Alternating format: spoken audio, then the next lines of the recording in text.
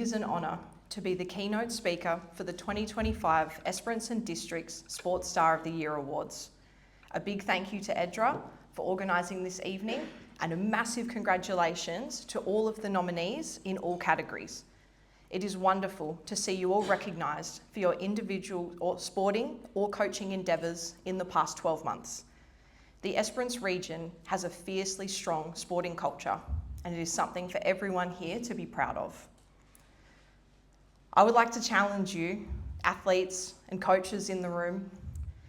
What are the controllables in your sport? Are you able to control them at every match, every race, every performance?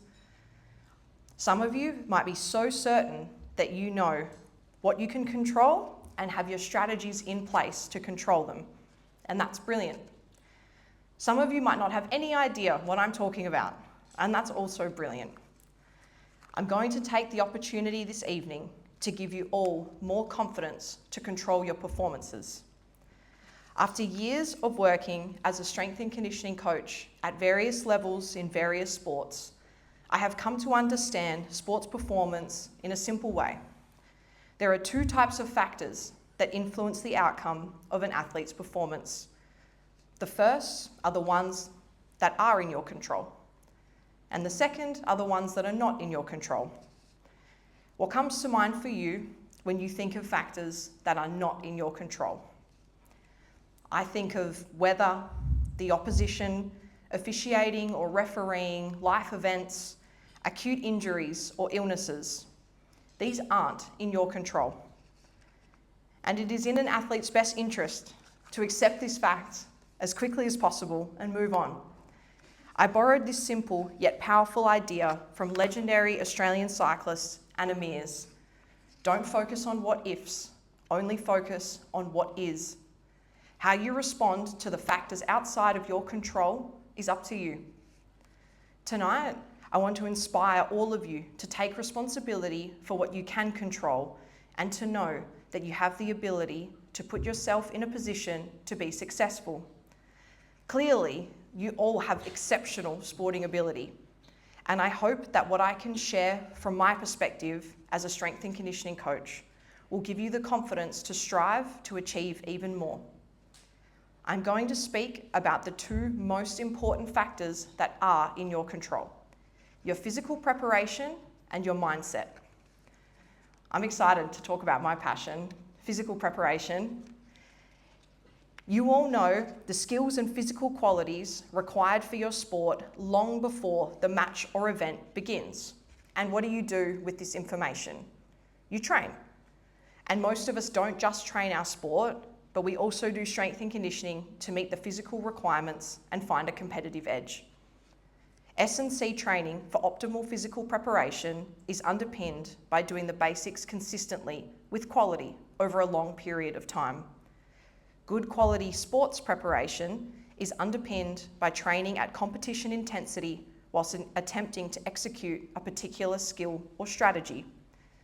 Physical and sports prep must be age and sport specific, always beginning with the foundations to build understanding, robustness, and competency.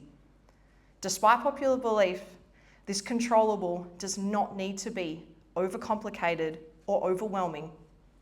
Some examples of physical prep could be consistently practicing shooting, focusing on your hand position, consistently lunging in the gym with intent and quality form to improve strength and force production, consistently running out pre-planned kilometres at a pre-planned pace with adequate recovery. The advice I always give athletes, clients, and coaches is the same, and it's simple. Grab the low-hanging fruit consistently and plan your recovery. More is not more. Treat your recovery with the same care that you treat your training. Sleep, eat well, hydrate, keep your physical prep simple.